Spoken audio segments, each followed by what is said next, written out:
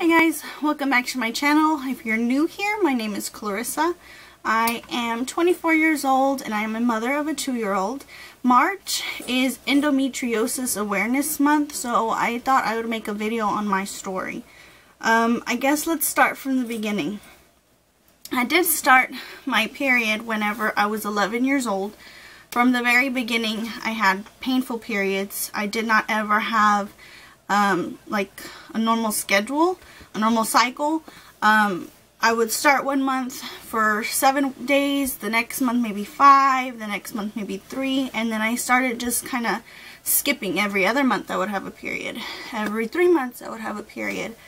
And being 11 years old, I mean, I would go to the doctor and they never thought maybe there's something wrong with this girl. They never thought anything like that. It was just, well, she's young, she's going to need to wait for her cycles to just kind of regulate themselves. So here we go, from 11 years old, middle school, all the way up to high school. Every single time I would have a period, I would end up missing school that week. Sometimes it was 2 days, 3 days, depending on how bad my period was or how long it lasted. I mean, they were painful, excruciating pain, and I would always just hear, oh, it's just cramps, every woman's going to have them, it's just part of growing up, you're a woman now, you're going to have pain. And I don't know, I guess for a while I just kind of believed it, like it's something everybody goes through. But when I would talk to my friends, it's like, oh, it's not that bad, it's not that bad, and I didn't understand why I was having such extreme cramps. I would try Midol, Tylenol, ibuprofen, no matter what it was, nothing seemed to help me. And it was just something that I figured I had to live with. Like, that was it. Every month I was going to have a period, and every month I was going to hurt. Well, it wasn't until I was in high school to where my period started to come maybe every other month, every 3 months, every 4 months. And I realized something just wasn't right, but even still, at 18 years old, the doctors were just thinking, oh, it's fine, you just need to wait until your periods regulate. By this time, I've already had a period 6, 7 years, and it hasn't regulated yet. So, by the time after I graduated high school, I was in college, I was going to school for graphic design, and I remember sitting there next to my cousin, Jules, who was going to school with me also. Hi, Jules. And I remember having the worst pain. And I don't think she quite believed me. She just kind of blew it off a little bit. And I just kept saying how bad the pain was. And I remember texting my dad and letting him know, like, I'm in so much pain. There's something just isn't right. And he picked me up from college, took me to the emergency room, and they did a CAT scan. It turned out that I had a tumor on my right ovary that pretty much had completely consumed my ovary. So instead of my ovary being there, it was pretty much just the tumor now. It was just the tumor, and I remember laying in the emergency room bed, just kind of listening to the doctor come in and talk to my dad and I. And he tells my dad, he goes, the tumor that she has completely consumed her right ovary, which means that my right ovary was not working at all, which explained why I was having a period every other month. And he told my dad, it has teeth, hair, maybe fragments of nails, bits of fat, and told my dad, oh, but it's nothing she has to worry about. And I remember looking at the look on my dad's face. I thought he was going to knock the shit out of that doctor. And he told him, well, when the hell is she supposed to worry about it when he starts talking to her? And that's when I started thinking, like, what the hell is inside me? I have a tumor that has teeth, bones, hair, nails. It ended up, I pretty much ate my twin whenever I was in my mother's womb. Twins run in our families, and my dad has a twin sister. He has 2 older brothers that are twins, and then my mom miscarried twins right before she had me. And something happened in the womb where, say there was 2 of us, myself and my twin. I don't know if it was a boy or girl, if we were identical or what, but I was the dominant twin. the other twin, something happened to where it wasn't strong enough to survive, and my body just kind of absorbed the cells of my twin. So that tumor that I had ended up being parts of the twin, so that's why it had hair, teeth, nails, it had bits of fat in it.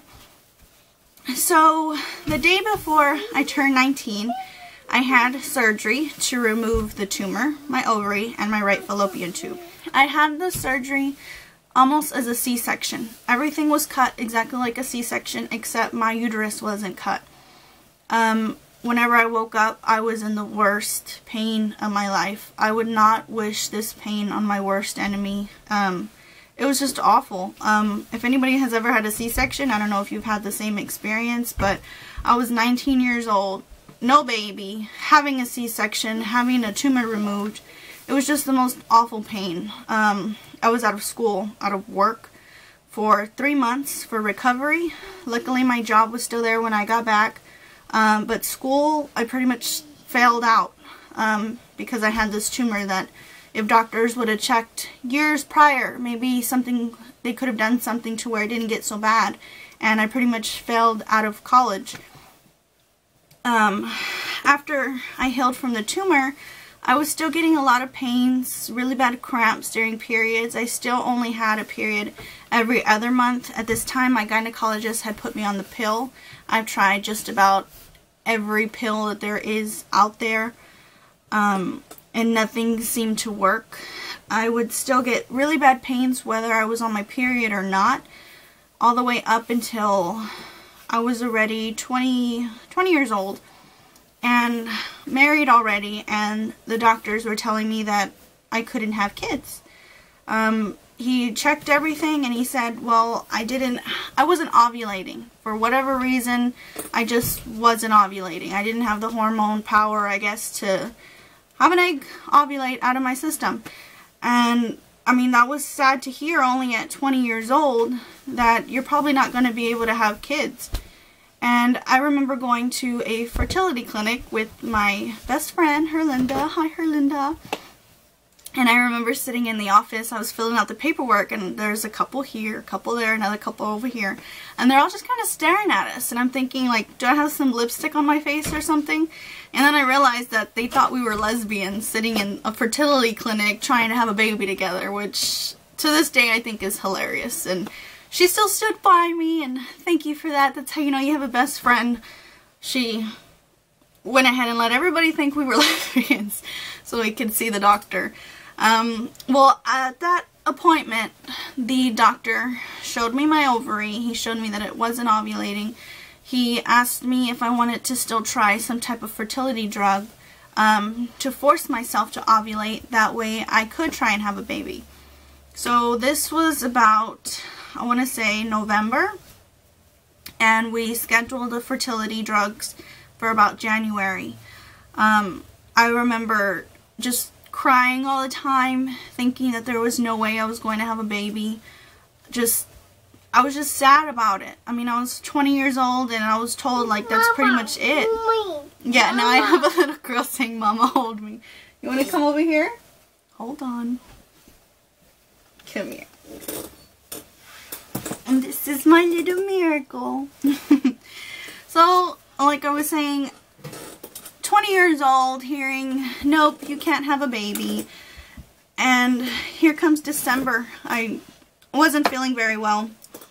There was a lump that I had on my leg. So I went ahead and I went into the doctor. And I mean, it was a huge lump and I thought I had like a spider bite. So I'm telling the doctor I'm not feeling too well, and she ends up asking for a urine test, and here I'm not thinking anything, and she comes back telling me that I'm pregnant.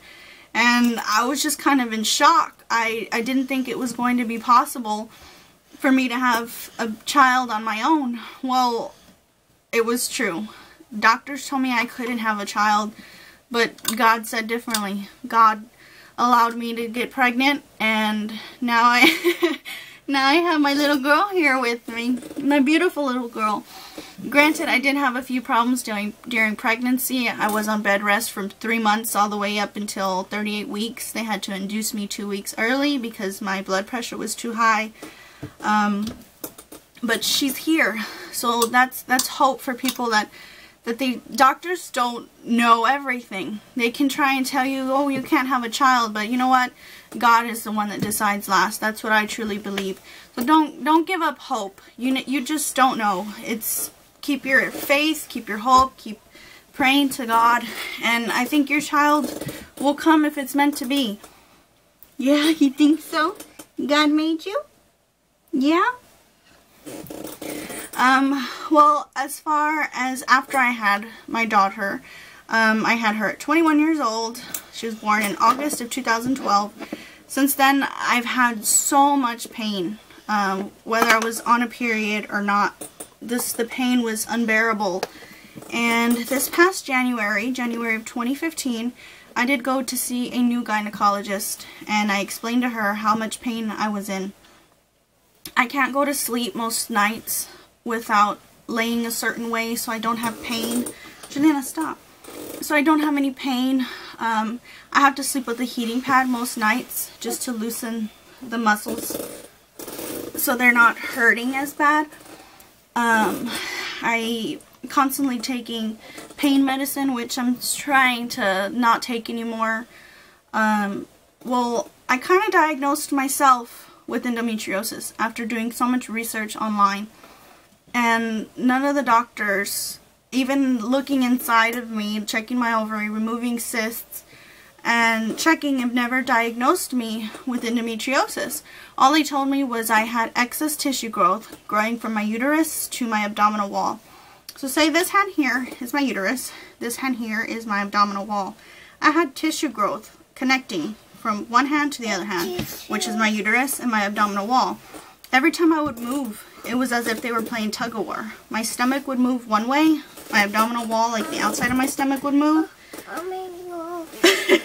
Stay still. Would move, and my uterus would be pulled. The inside of me would pull back, and my stomach would be pulled.